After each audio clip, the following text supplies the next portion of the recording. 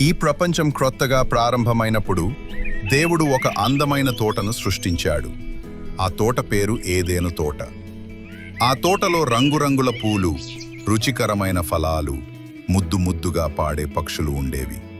చాలా ప్రశాంతంగా, ఆనందంగా ఉండే ఆ తోటలో దేవుడు ఆదాము, అవ్వ అనే ఇద్దరిని సృష్టించాడు.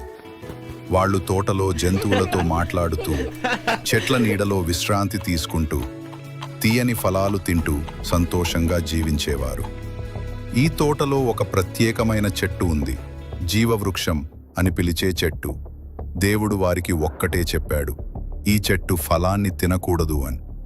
అయితే ఒకరోజు సాతాను సర్పంలోకి దూరి అవ్వ వద్దకు వచ్చి ఇలా చెప్పింది, ఈ ఫలం తింటే నీవు దేవుడితో సమానముగా అవుతావు, నీకు మంచి చెడు రెండూ తెలిసిపోతాయి.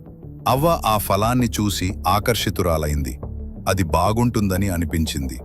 ఆమె ఆ ఫలాన్ని తిన్నది. తర్వాత అదే ఫలాన్ని ఆదాముకు ఇచ్చింది. అతను తిన్నాడు. ఫలం తిన్న వెంటనే వాళ్లకు భయం వేసింది. వాళ్ళు తప్పు చేశారని తెలుసుకున్నాడు. వాళ్లకు సిగ్గు కలిగింది. ఇప్పటి వరకు ఎప్పుడూ వారికి అలా అనిపించలేదు. దేవుడు వారిని పిలిచినప్పుడు సిగ్గుతో పొదల చాటున దాక్కున్నారు. ఆయన చెప్పిన మాటను విననందుకు దేవుడు చాలా బాధపడ్డాడు. దేవుడు వారిని కారణం అడిగినప్పుడు వారు ఒకరి మీద ఇంకొకరు నిందలు వేసుకుంటూ వచ్చారు.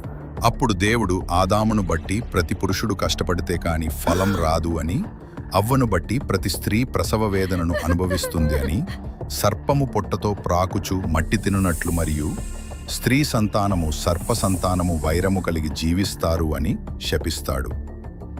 దేవుడు వారిని ఏదెను తోట నుండి బయటకు పంపించాడు. ఆదాము, అవ్వ తోటను విడిచిపెట్టి బయటకొచ్చారు. బయట ప్రపంచం చాలా కష్టంగా అనిపిస్తుంది. వాళ్ళు తినడానికి తిండి పండించుకోవాలి, ఇల్లు కట్టుకోవాలి, వాన ఎండ తట్టుకోవాలి, ఇవన్నీ నేర్చుకుంటూ జీవించాలి. జీవితం ఇక అంత సులభం కాదు. వాళ్ళు కష్టపడి జీవించాల్సి వచ్చింది.